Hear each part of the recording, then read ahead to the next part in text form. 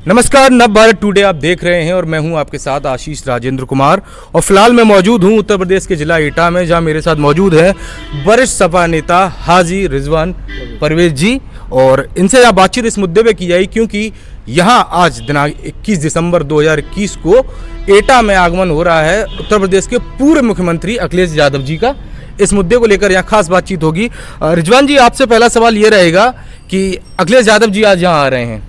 हमेशा से एटा जिला जो कि पूर्वी उत्तर भारत का एक बहुत बड़ा हिस्सा रहा है, खासकर उत्तर प्रदेश विधानसभा को देखा जाए उसके मद्देनजर, तो क्या लगता है कि सपा का दबदबा एक बार फिर से यहाँ बनेगा? इस बार 100% सपा का दबदबा बनेगा, 100%। और अखिलेश जी जिस जगह आ रहे हैं जी, ये यादव लोगों का गढ़ है। यादव बावड़ीगढ़। हाँ, अलीगंज सीट है जी, एटा सीट है, निधौली कला सीट है जी। और माननीय इनके जो पिताजी थे वो निधौली कला से ही 3 बार चुन के मुख्यमंत्री बने थे। जी जी तो निधौली वो विधानसभा है जिसमें इस जगह सबसे ज़्यादा यादव वोट है जी।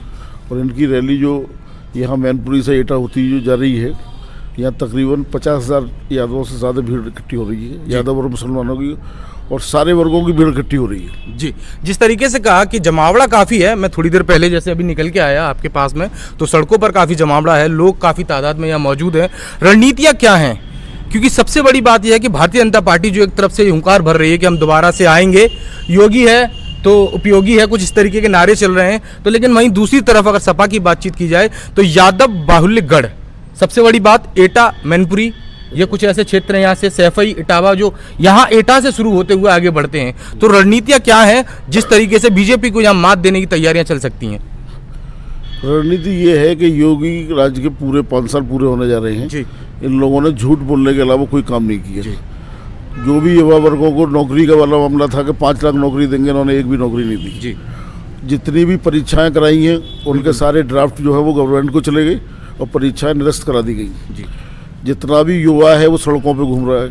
इससे पहले कोरोना से पीड़ित हुआ, नौकरियां प्राइवेट सेक्टर में भी इन लोगों ने सब खत्म कर दी। विकास के नाम पे ये बिल्कुल बराबर झूठ बोल रहे हैं। सारी यूपी के पूरे हिंदुस्तान को प्राइवेट सेक्टर में ले जाने का काम कर रहे हैं। खैर, प्राइवेट सेक्टर का जो मुद्दा है वो ऊपर तक काफ़ी गर्मा गर्म है, उसका देखा जाए काफ़ी दिन पहले मेरे जिले के अंदर काफ़ी स्ट्राइक भी हो रही थी। लेकिन जैसे 403 विधानसभा सीटें हैं उत्तर प्रदेश में, उनको ये रणयुद्ध शुरू होगा लेकर ये अभी कुछ महीनों बाद में यूपी में, तो आपको क्या लगता है उन 403 विधानसभा सीटों में से कितनी सीटें हैं जो समाजवादी पार्टी अपने हाथों में लेगी? ऐसा है कि ये एक तो जो पश्चिम है, वेस्ट है जी, तो वहाँ का जो किसान है वो 1 साल से बराबर बैठा हुआ है जी। दिल्ली के किनारों पे, और उसमें 750 किसान भी मर चुके हैं जी। और बीजेपी का कोई नेता उनसे मिलने नहीं गया।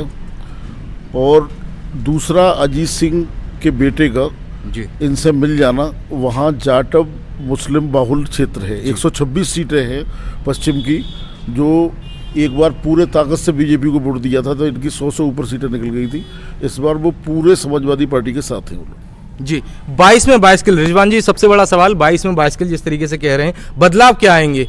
क्या जो एक तरीके से आवाज़ उठती है ज़मीनी स्तर से, युवाओं को रोजगार मिलेगा, कुछ परिस्थितियां हैं वो बदलेंगी, जो मुद्दे हैं गंभीर जिन पर देखा जाए अवलोकन चल रहा है, काफ़ी लोगों में मतभेद भी हो रहे हैं उन सब चीज़ों को लेके, उन पर क्या एक बार फिर से जो सपा सरकार एक तरीके से मानी जाती है, रोजगार हैं, तमाम चीज़ें हैं, लैपटॉप वितरण रहा उनके पिछले सत्ता काल में, इस बार कुछ परिवर्तन मिलेगा या फिर वही सब चीज़ें जो उनके मैनिफेस्टो में रहेंगी वो दोबारा से रिपीटेड होंगी?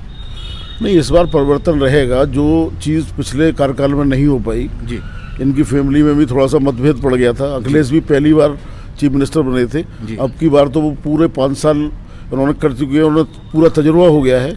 और एक वो पढ़ा लिखा चेहरा है, फॉरेन से वो पढ़ के आया है।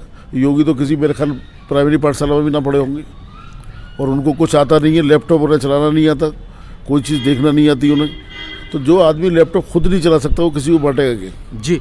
वैसे अगर मेरा अनुमान कहा जाए, गलत ना कहा जाए, 7 विधानसभा सीटें अपने यहाँ एटा के अंतर्गत आती हैं, उनके लिए यहाँ रणयुद्ध चलेगा और ये घमासान चल रहे हैं। जो जितनी राजनीतिक पार्टियां हैं उनकी रैलियां चल रही हैं, तमाम लोग आ रहे जा रहे हैं धीरे धीरे। तो आपको क्या लगता है सपा के हाथ कितनी आ जाएंगी?